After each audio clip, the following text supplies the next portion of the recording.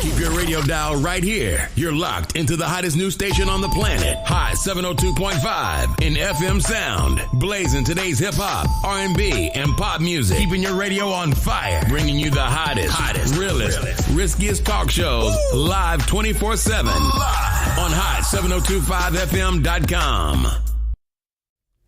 What's up, everybody? Yo. You guys missed my wonderful co-host last week, but let me start the show by saying happy birthday to my baby love. Happy belated birthday to my baby love. Thank you so much. Oh, man, my birthday was absolutely amazing. Thank you so much. You get no good. She knocking on 40 though, y'all. Knocking on 40 though, y'all. You could have let them think I was young. They still think you're young, baby. You ain't got to look your age. You ain't got to act it either. I feel is a different question.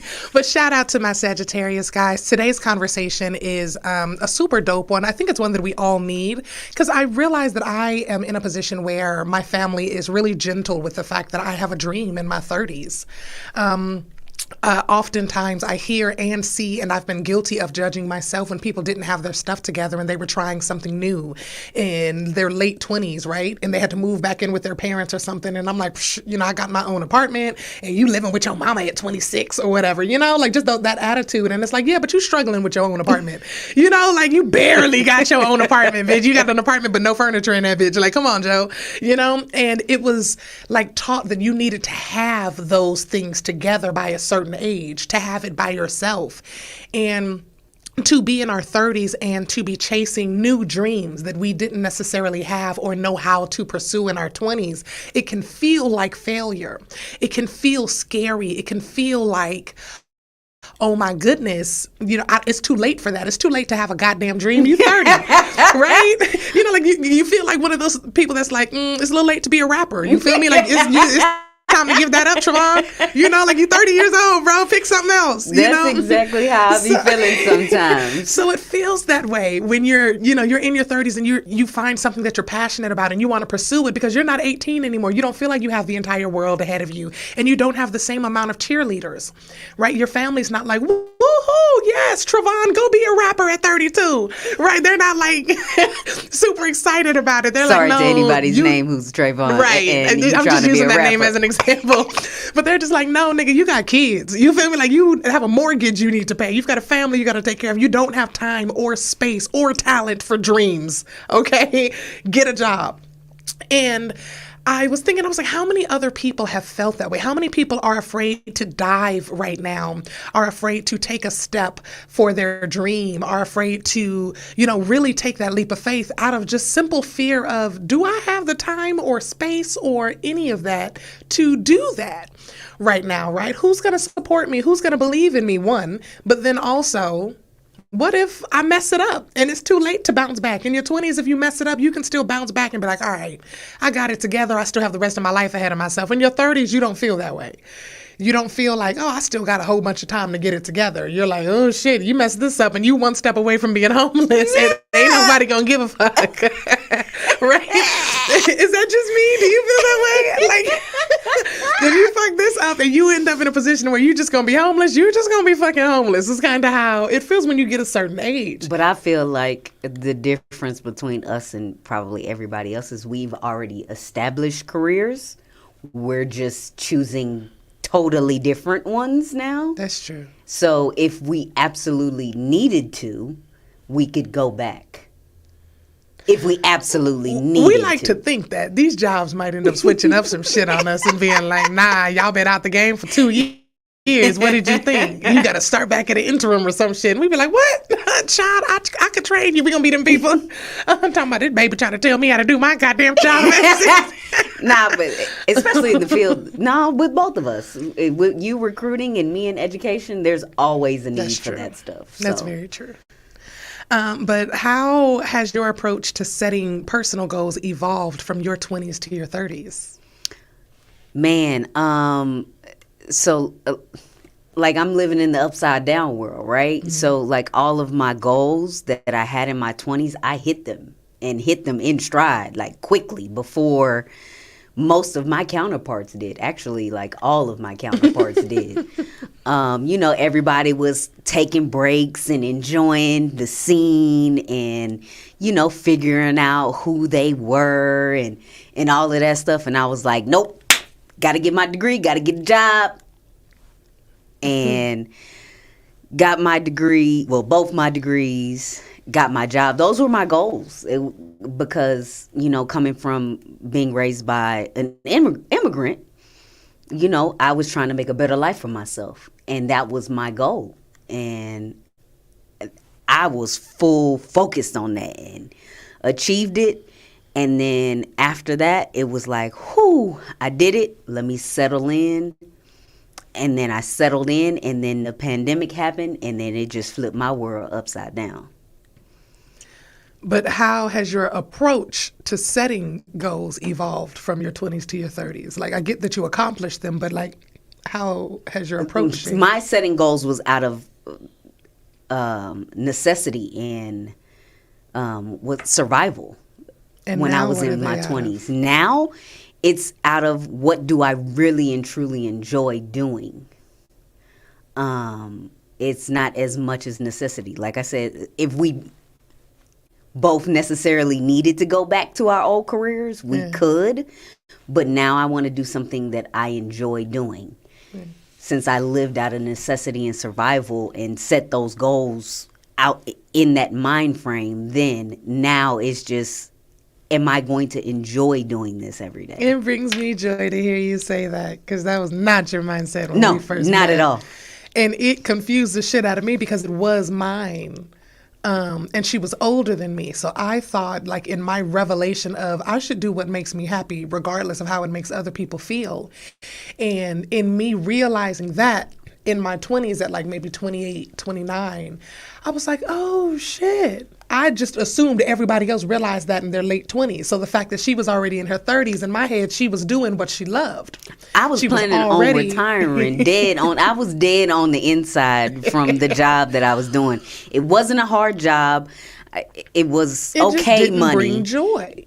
It's not what you want your life to equate to, right? It's not that it was a bad thing. And I was cool. She was cool with it. I was cool with her being cool with it. But when I realized that it didn't bring her joy, and it was something that was just like, oh, I gotta do this. I gotta get up and get this done every day. I was like, you don't like that. Like, why? I don't want to be like that. You shouldn't want to be like that. I don't want you to be like that. That's how people die.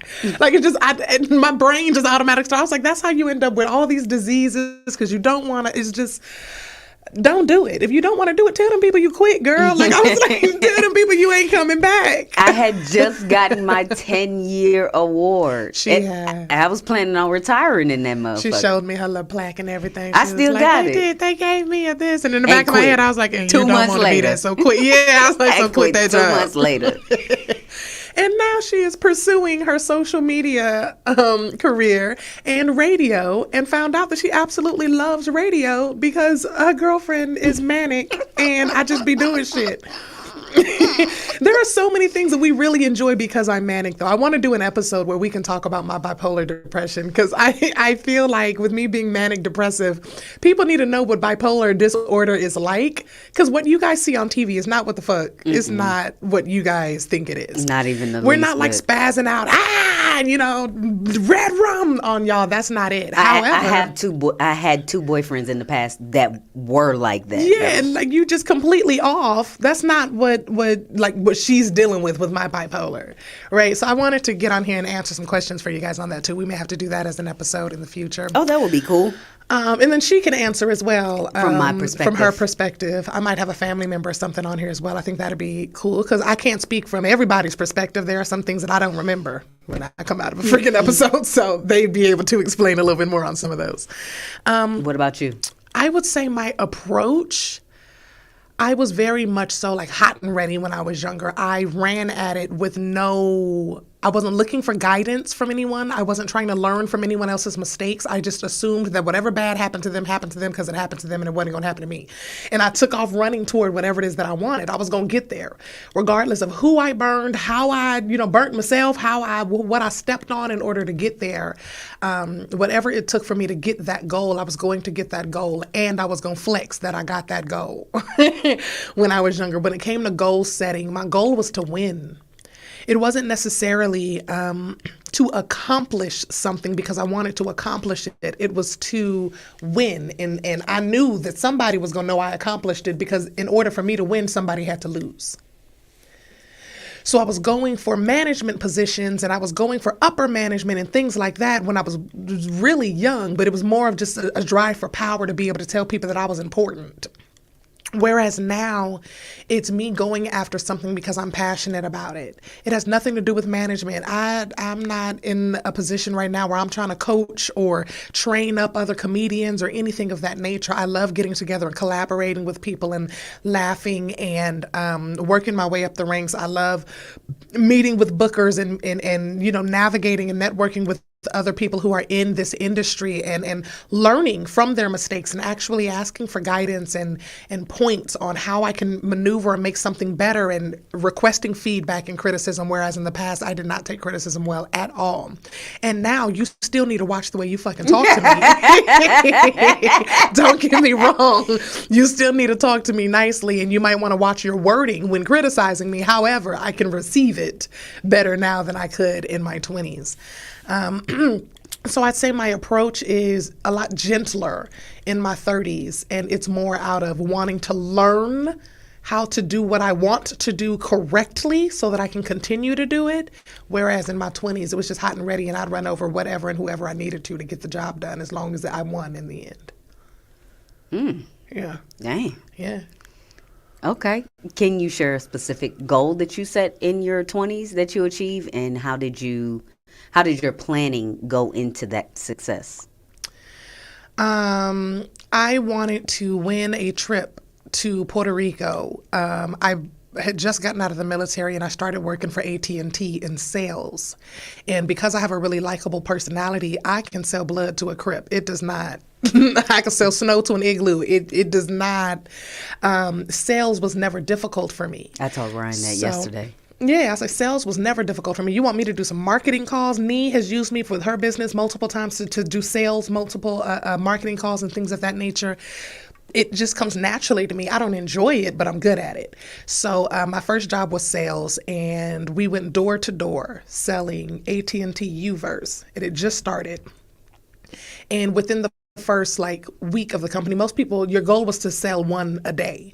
So by the end of the week, you could have sold 6, because we worked Monday through Saturdays. And my first day out doing the sales, after they had trained me, I came back, and my manager's like, oh, did you get anything? How many did you do? And I said, I got 5. And he looked at me, and the whole office stopped and turned and looked at me, and they were like, 5? And I was like, because I thought I did something wrong. I was like, yeah, I sold 5. Am I not supposed to sell 5? So they came over, and they took my papers from me, and they're looking at my papers, and all my papers were filled out. All my papers had the right signatures. All my papers had the right amount of payment. And they were like, oh shit, she sold 5. And they're looking at me, they're like, she sold 5. It's like, it was like a Disney movie. She sold 5. She sold 5. She So I'm going through the office, right? And I was just kind of standing there like, is this a good thing or a bad thing? Like, are you praising me or am I in fucking trouble? Just, can somebody explain to me, right? Because it was just very high energy. And I realized in that moment that I had done very well. Nobody else in the office had sold 5 before, and people had worked there for years. And I was like, really? Because it was easy. It was easy as fuck. I lost track of time because all I was doing was talking to people. I was knocking on people's doors. And when people come to the door, they don't want to talk to you. You didn't schedule an appointment. They're at home chilling, you know, and some random stranger comes knocking on their door, interrupting their stories.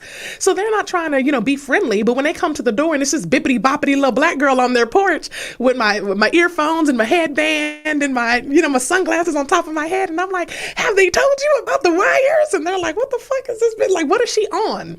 Right. But I was so likable and excited or whatnot. So anyway, long story short, I ended up selling 17 sales in 1 week, which was like unheard of because again, the goal was to get one a day, which would get you to 6, but you only needed 5. Well, technically you only needed like 3, but the goal was to get 1 a day. And I got 17 in that 1 week, and that ended up winning me the top salesperson in the nation, which won me the Puerto Rico trip off top, and I had only been working at the company for a few weeks, like 3 weeks. So I busted my ass to get that. And the goals that I set was I stayed out a little later. We already worked really long days. We worked from like 9 a.m. to like 8 p.m. I would work till like 10 p.m. if I needed to. If people would still open their doors, I would still knock, right?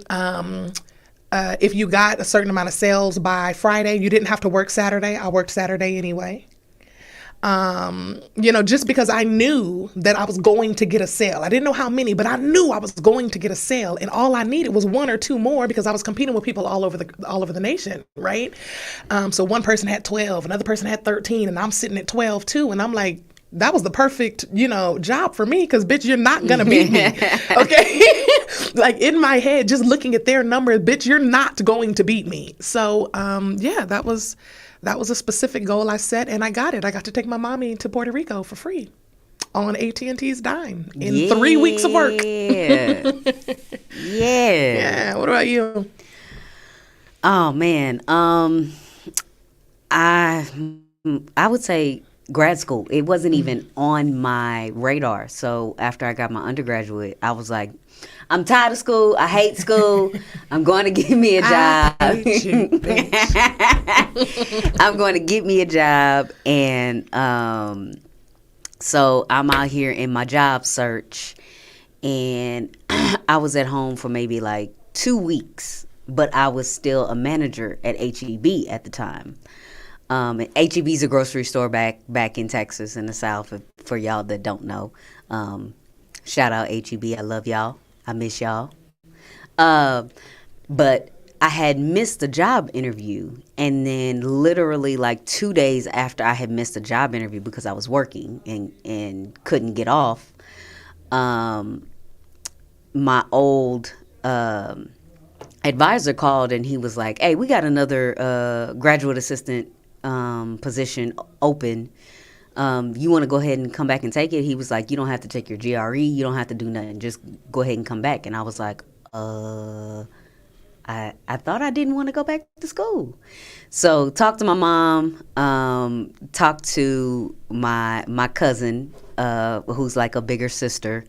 And she was like, "Wait a minute. You get experience. They pay for your school. And they give you a stipend? Girl, what are you thinking about? Why did you even call me? Call him back right now and tell him you're going to take it." And I was like, "Cuz, you sure?" She was like, "Girl, yes, now." And then once I did it, and I was like, "Oh, snap, this is what it's really going to be like." I really enjoy doing this. So having that goal that I didn't even know was a goal at first, getting my master's degree, it filled me with so much pride and joy in myself because I felt so successful at the time. And I knew I made everybody proud. So that was one goal that I felt really successfully in achieving. It's super dope. I did not get my degree, y'all. I did not finish. I did not finish school. And she always jokes because when we got together, she had a whole master's degree, but I was making twice the amount of money that she was making on salary. Both of us were on salaries at our respected organizations. For what? She had been with hers for 10 years. For what? I had been with mine for roughly about 2 months, 3 months maybe, and I doubled her salary. And I was the goddamn MVP of the college. And I didn't get fucked by my job. I had at that time. I had done like 4 different positions. I was a professor. I was an athletic trainer. I was a head coach and educational planner at various points in my 10 years. At the same college, 10 years, and yeah. I was like, wait a minute, hold on now. And with this the degree, can't be without a degree. 2 degrees. I was like, man, this cannot me grind and me hustle, me making life. my pay. You hear me? I was like, this cannot be life. My grind was different. She's always been people oriented though. I was very selfish in my 20s. So I didn't care about the people. I cared about, fuck you, pay me. It was literally what it was with the jobs when I went in there. I was educated. I didn't have my degree, but you can't argue that I know my job and that I'm an educated person. And you can tell in my presence and the way that I present myself, the way that I speak, my resume skills, like even people that I've worked with would be able to tell you like, yeah, like she was on her shit. So you couldn't make me feel small. You couldn't make me accept a smaller pay because, well, you don't have a degree. Sir, Google will pay me, okay? Rackspace will pay me. Amazon will pay me, and I've worked for all of them. So if you trying to, take away something, you can't afford me to say that, So that was kind of the attitude I went into a lot of interviews with, and it worked. It worked for me. So it is what it is. Can you recall a specific setback or failure in your 20s that taught you a valuable lesson about resilience and self-discipline? With as far as like goal setting or just period? In life? Just period? Yeah. In my 20s,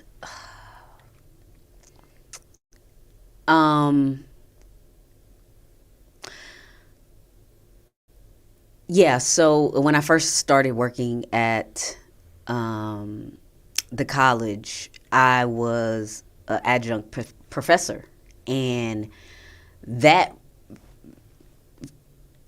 for just straight coming out of college, that was some pretty good money. Like I was out here doing stupid shit.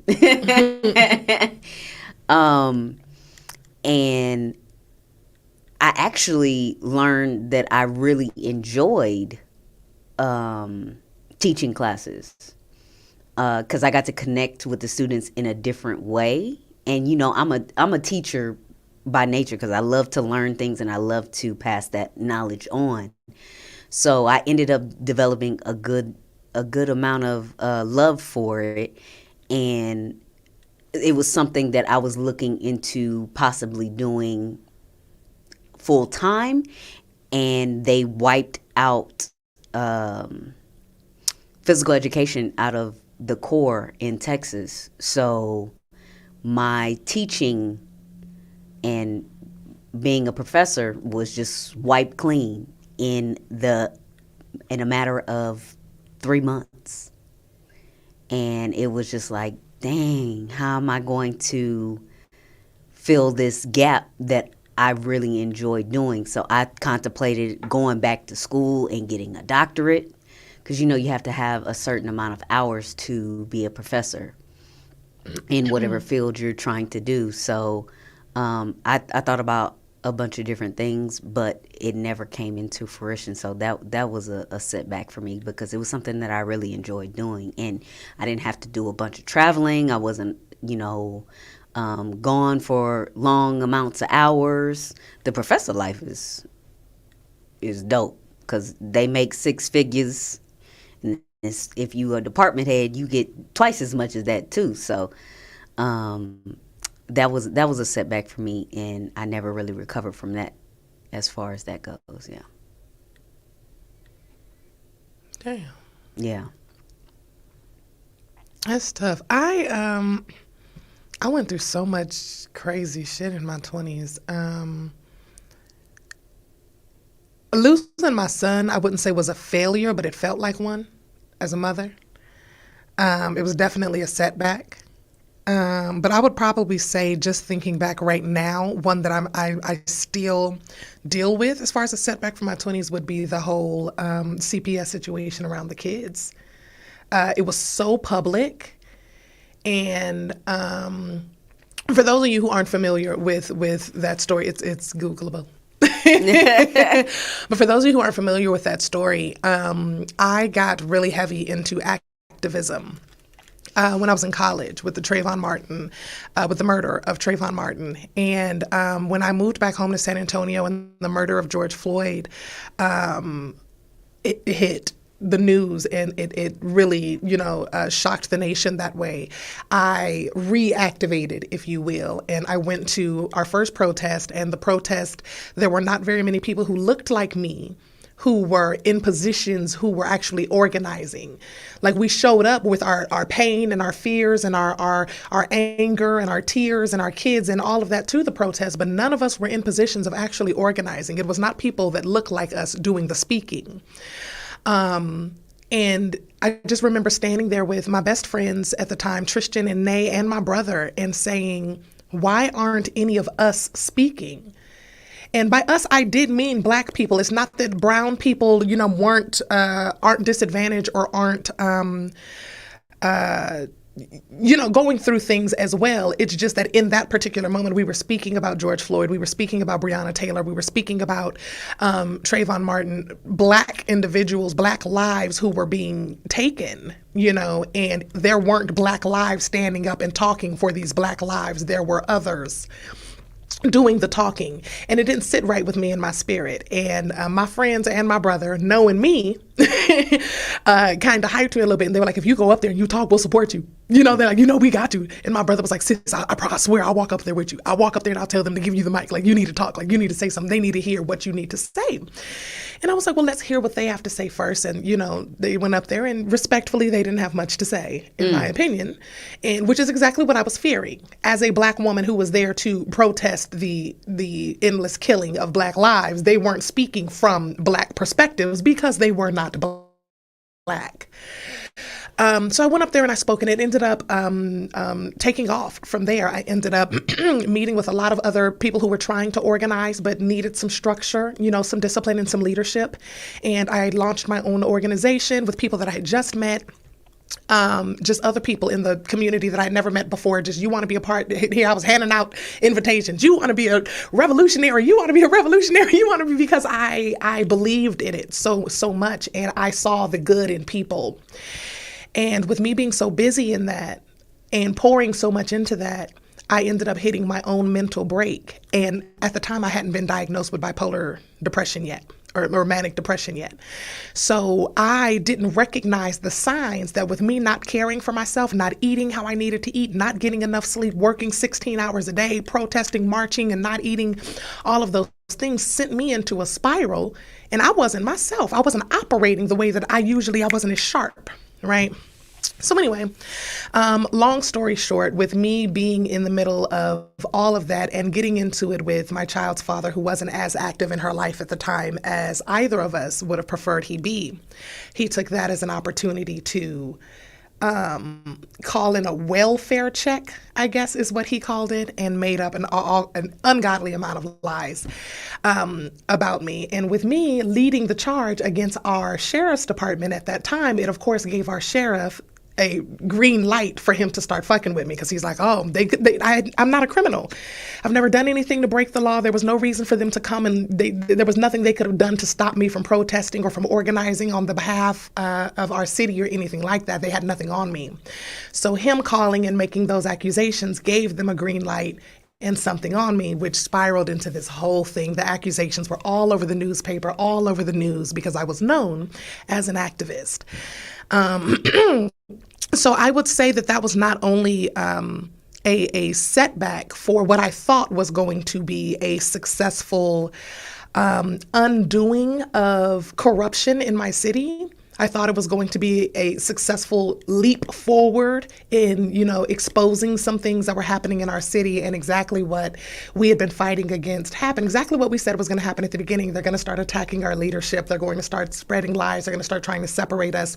As soon as that ball hit, and they were like, what? She did what? Oh my goodness, is Mama Joe not, taking care of her kids? Oh no. And all the protests stopped, and then it went right back to, who? Oh, yet another body, is dropping. And it was just like, So I felt like it was a failure, not because the lies that were told about me. It was undone very quickly. My children are absolutely happy. They're at home. They weren't, harmed or anything of that nature. However, the process stopped. We made so much, very small baby steps in that progress to just let it be swept away. So I felt like it was a failure, and I had endured that, and we had all endured all of this stuff and programmed and planned and prepared and did all of this stuff together just for it to be thrown away as soon as, something happened with your main leadership, right? And if you were there and you don't believe I was the main leadership, all I have to say to that is, why did it stop after I was gone? It's just kind of my stand on it. But I felt it was a failure to our community when that got undone. I felt it was a setback for me in the progress that we were making, because we were negotiating contracts for the sheriff's department and negotiating contracts for SAPD, so trying to get the money situated and distributed to better causes. And I felt like it was a big undoing. But I do feel it was a great lesson in resilience, because without that happening, I don't think I would have even had the idea to move across the freaking country and pursue my entertainment career. I would probably still be there fighting with some of the bullheaded people who are okay with living in the circumstances in which they are living. I would still be there, trying to prove a point to people, even though nothing came of that. It was lies, and as soon as it was undone, it was undone. There were no charges pressed. There was nothing like that. It was just accusations like crazy, and then boom, nothing. And people are going to believe what they want to believe, but we could have made a lot of progress, right? So, do you feel any type of betrayal that the people that you were fighting for didn't have your back? Oh, definitely. I definitely felt betrayed. In fact, some of the people that I had brought onto my team in my organization were actually involved in the undoing of it. I found out after the fact. So while I'm sitting here calling these people my brothers and my sisters, like damn near brothers and sisters in arms, I'm a veteran. And we're on the front lines of this activism, at least in my head we are. I didn't realize that some of the people on my team had been having conversations with law enforcement without me, right? Or had been they were trying to position themselves for political seats. And I was unaware because I wasn't interested in a political seat. So although I had been asked multiple times, are you trying to angle for city council? Are you trying to angle for state representative? Are you this? I made sure that people knew I have no interest in being a politician.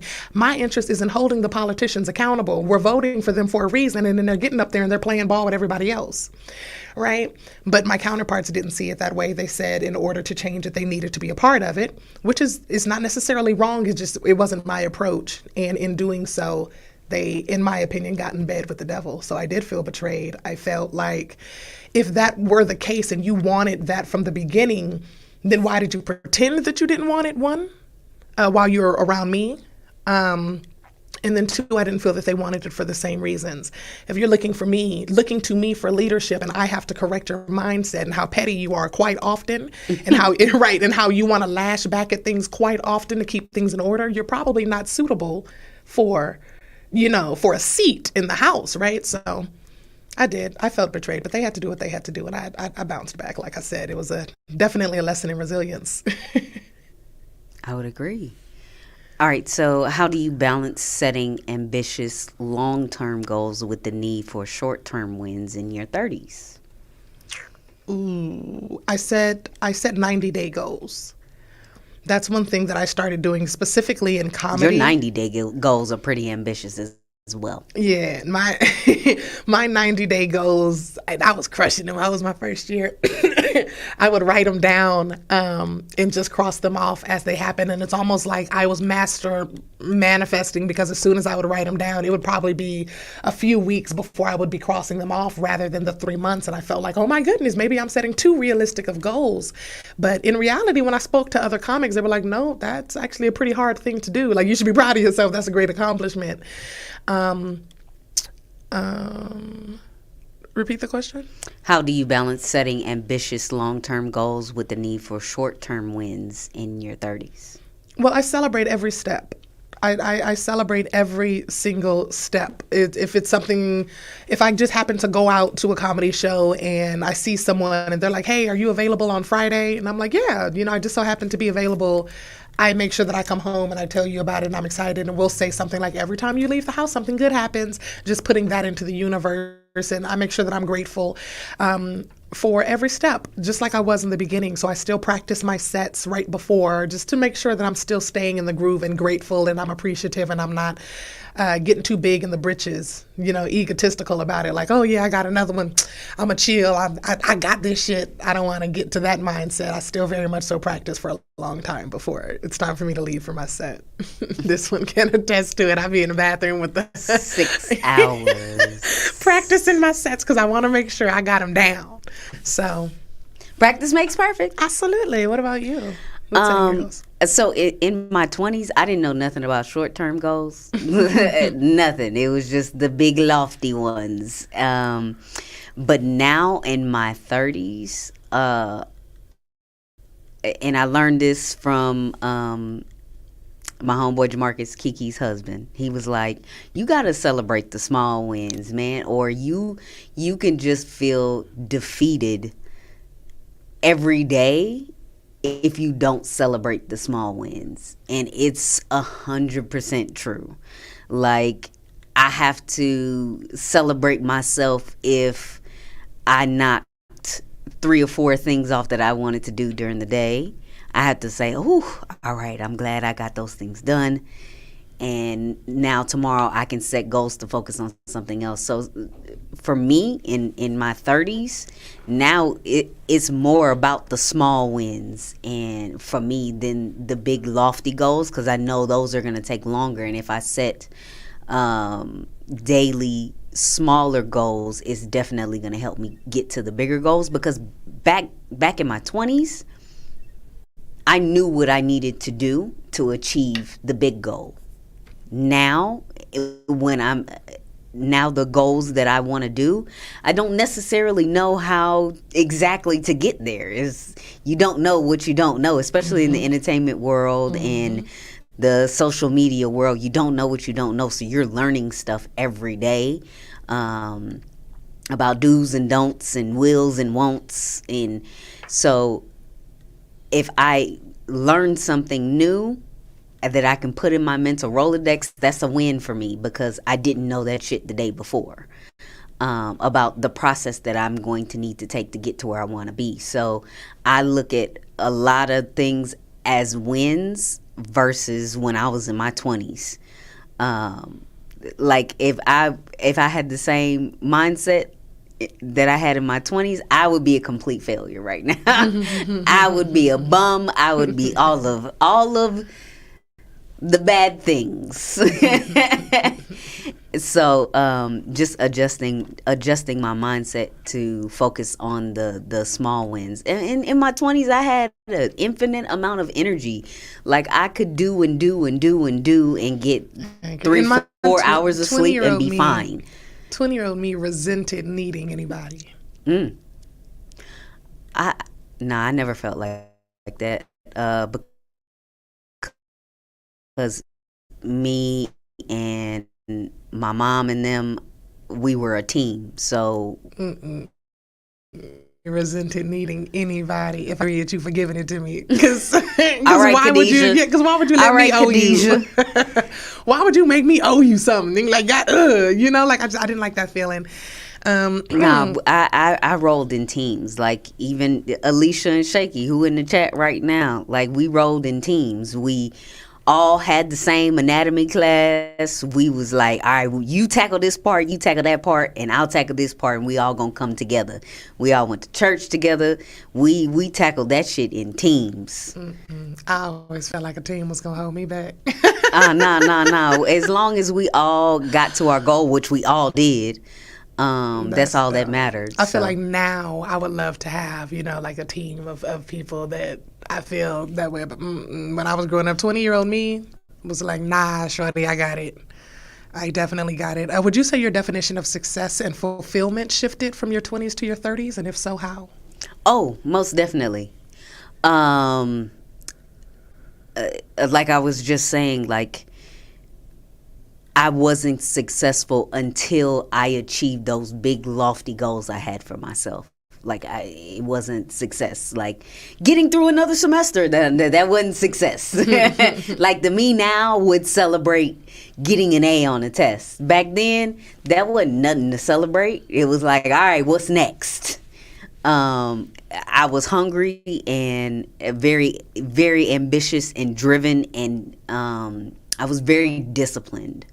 Like, yes, I procrastinated on some things, but I was very, very, very disciplined, and nothing was going to get in my way or make me steer left or right in achieving my big, lofty goals. Now, I understand I need a break sometimes. Whew. I mean, just your body's different. Everything is different now, especially now that I'm 38. Thanks for putting that out there earlier, babe. But now that I'm 38, I'm not 22, 23 anymore. So You up I there. had to change my mindset around that period. Like, look, nigga, you can't do the things you used to do. You have to give yourself grace, and let your body rest sometimes. Because back then, I did not rest, like, at all. There wasn't, you know how Saturdays usually is my day to, I will, especially if I had a really busy, long week, like Saturdays, I will lay in bed most of the day, or Saturday or Sunday, I will just lay in bed most of the day. Back then, I didn't do that. If I had a day off, I was gone. I was doing something, because it was my one day off of the week back in my 20s. But now I understand, look, you have to rest. You have to give yourself a chance to reset. And that's a success for me. If I give myself a chance to rest, that's a successful day for me. Back then, I would have felt like a bum. I would have felt like, yo, you didn't do nothing today. So, yeah. What about you? I would say it was just money in my 20s. I think I missed the action part. So as long as I had a job that paid me good money to where I didn't have to ask my mom or my dad or anybody for money to handle my bills or anything like that, I felt that nobody could tell me shit because I was paying my bills. So as long as I didn't have to ask you for money for my bills, you should have no say-so over what's going on in my house. You ain't got no say-so on how clean or dirty it is. You ain't got no say-so on how my kids are running around. You ain't got no say-so on who I got in it and who I'm fucking. This is my house. Okay, and I'm paying the bills in it. And that was more so how I viewed success, is can't nobody tell me shit. That was just it. I would say now I view success on how much time I get to spend with the people that I love the most. And when I'm not spending time with the people that I love the most, how much joy I still have in that time. So when I'm away from you guys, I'm usually doing comedy. Otherwise, I'm at home, right? And I feel that is that's success, because when I'm not doing what I love, I get to be with who I love. And when I'm not with the people that I love, it's usually because I'm doing what I love. So no matter what day of the week it is, I have love and I have joy, and that is success to me. Now, financially, would I like what I love to cover everything that who I love needs? Right? Absolutely. And I'm working to be able to do that. But to me, success now is being able to climb in the bed next to you. It's being able to say, I kind of feel like cuddling, or I want to watch movies, or hearing the boys cackle and laugh while they're out on the trampoline and come upstairs and tell me some funny joke that's only funny to them. Right? They've learned a new language outside with one another, and just that memory of them having the memory of knowing that I was there. My mom is upstairs. They can come upstairs and tell me some silly story. They can come upstairs and accidentally hit me in my head with some ball, right? They can come upstairs and I'm there. Mommy's there. And when mommy's not here, she's at work and she'll be right back. And to me, that is success. That is joy. Our bills are paid. Our kids are happy. Our fridge is full. And we get to do the things that we enjoy doing every day. So it's pretty fucking successful to me. Yeah, living that mundane 9-to-5 life, it definitely killed my insides. Yeah. Yeah. That's a sharp stab. I am eternally grateful that at this moment in time I do not have to do that, and I am hoping that this will become fruitful in the way that we want it to. So Are there dreams or aspirations that you've reignited or discovered in your 30s that you hadn't considered earlier?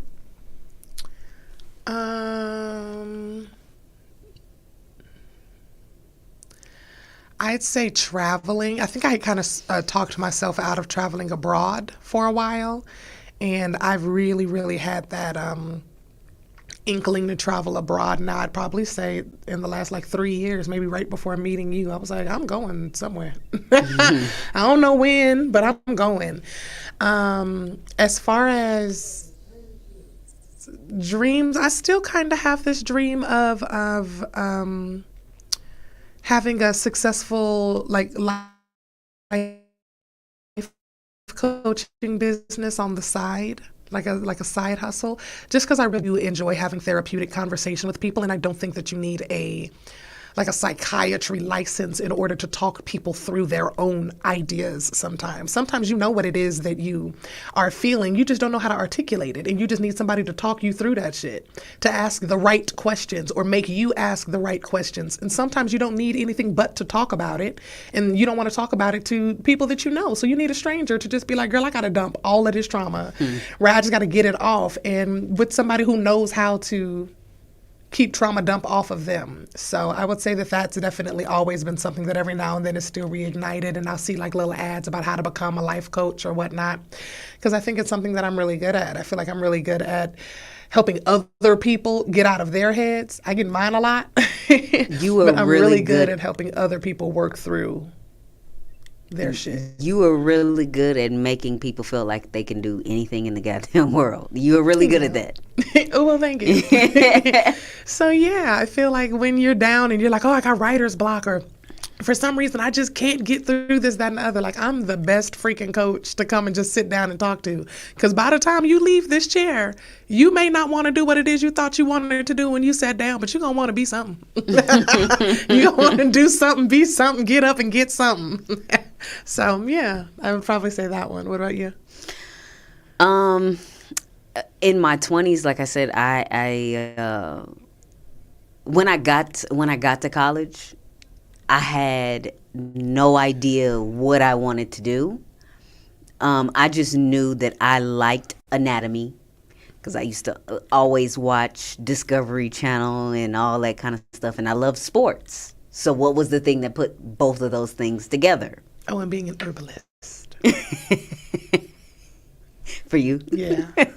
I think I'd be a dope-ass herbalist. But no, I also, you know a lot of, yeah. I have the knowledge. It's the mundane work that comes to like straining stuff and whatnot that I would have to like really be in the mood to do it, because I ain't trying to accidentally kill nobody because I didn't See, take and the that stem would be out. the stuff that I like to do. Yeah. The figuring out. I think if we pair up, we could make a dope-ass herb company, babe. You might be right. We got a lot of time and space. You could make a dope ass, because I have the knowledge. Like, no, don't mix those two together, bitch. You're gonna stop somebody's heart, right? Like, I got that knowledge together. But the actual straining and certain ones you don't want to boil, you know, because you don't want to boil out what it is you're trying to do. Like, I have that knowledge, but the actual doing, shaking it out and making sure, you know, squeezing it into I don't want to do all of that. I got to be in a mood to do it. So anyway, that dawned on me. Being an herbalist as well, but go ahead. So yeah, when I got to college, I had no idea what I wanted to do, but I knew I liked anatomy from a teacher that I had in high school and me watching the Discovery Channel all the time, and I knew I love sports. So what could you do to put those two things together? So I tried it, athletic training, and I fell in love with it, and so I set my goals right then and there about what I want to do, and I never considered anything else. I never shopped around. I thought about coaching, but then I was like, I'm way too passionate for coaching. I would get fired for cussing people out. Yeah, it would be a lot. So let me sit over here and try to help people, because I feel like that is what I was destined to do, was be a healer. But healing can come in many different forms, not just your physical body. So, dang, I messed up what I was trying to say. Yeah, so I never considered anything else in life. I never even thought about doing anything else. I never even knew entertainment was an option for me. So now in my 30s, like I said, I continually say, I'm in the upside down place, because now I have been trying different things to see what I enjoy doing since we moved to Vegas. And I've tried several different things, and I think I finally found my lane in what I really enjoy doing. So this has been a very fun process, and I've been able to make some memories and some friends and a little bit of money along the way. When I say a little bit, I feel like whenever she starts talking about her life, people are like, "Oh, okay." And in the back of my head, all I hear is, "I came in like a wrecking ball," because I came in her life and just tossed shit. I just came in. Right. Yeah, I just came in and tossed shit. I was like, I don't even think you really like that. I don't even think. Why is this even here? Like, why don't we just? And we're moving, so let's do that. And she was just like, I really liked that. But I'm glad that you are finding things that bring you a lot of joy, and it's been so fun watching you figure it out, watching you learn it, because I do know at some point, because you finding your dream didn't look like me finding my dream, I would get frustrated in how your process was looking. Right? I was like, what, like, that ain't even what you want to do. And it would frustrate me because I was like, if that's not what you want to do, why are you doing it? And it took you a while to come out of that mindset of, you had a job, right, for 10 years, and you had that structure. And it's like, girl, like, I love you, but you're asking me to leave behind all of my structure. And I did it on a whim. And I was like, yes, I trust you. I support you. And now I'm sitting here in it. And I'm like, bitch, I don't have a job. Right. And you hit that wall, and I was just like, and this is the fun part where you figure it out, and you were like, this isn't fun. Well, naturally, I'm a learner, so if I start to do anything, I'm gonna want to learn everything about it. And I think with some of the things that I've tried, I think that's what I got caught up in, is trying to learn how to do it and not realizing that I didn't necessarily enjoy it very much. For me, it was that middle lane before I start. Okay, so I may have become like a very small bitch, right? So guys, she said it. I didn't say it. I may have become like a very small bitch, but I was frustrated because I was like, you spent so many years in a job that you don't like, and now you can go and do anything. And I felt like she wasn't doing anything. And when I mean anything, it's not that I felt she was being lazy. It was so befuddling to me that she had no idea what she wanted to do at all. And that shit threw me the fuck off, because usually if you ask somebody, like, if money wasn't an option and you could do anything, what do you want to do? Most people might take a couple seconds to think about it, but you already have that dream of, oh, if I could just do anything, I would do this. And I was like, you just quit your job. Like, you can do anything. What do you want to be? And I didn't realize that there are some people out here who are just kind of like, my job, I had gotten so deep into my job that my job, I thought I was going to retire from there. Like, that was the plan. You had me leave my plan. I didn't have a backup. Right? So I was frustrated, not because I felt like you were lazy or anything. I was frustrated because I was like, wait, you didn't have a dream? Like, like the whole reason I had you quit the job was because I thought you had a dream and you weren't living it. And when I realized that that wasn't the case, I was like, oh shit, I may have fucked up my girlfriend, right? Like, I was like, I broke her. I broke my fucking girlfriend because I thought she was a dreamer like me. I'm a creator. That's what I do. I'm a creative. That's what I do. That is where I feel the most myself. Even going through bipolar depression or mania, I'm still very creative in those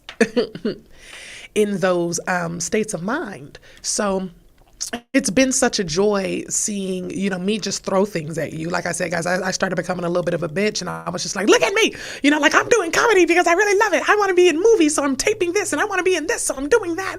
And I didn't mean for it to come across like, like that, but it was just like, because I dreamt of doing this. You don't dream of anything, like nothing. I want my podcast to get off the ground. So then I got, a setup for this radio station, and then bing, she lit up a little bit. right? We got on this radio station and you blossomed a little bit. There was a little spark in you.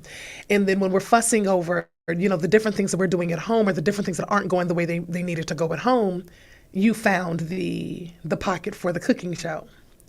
And now to see you doing both of those things and to be happily doing both of those things. And we're both in a position where we enjoy what we're doing and we're just waiting on the finance part to pop off. And I'm so proud of you. Like, thank you. Because I had my doubts. No, I'm kidding. Like, no, she ain't lying, y'all. She ain't lying. In myself, not necessarily in her.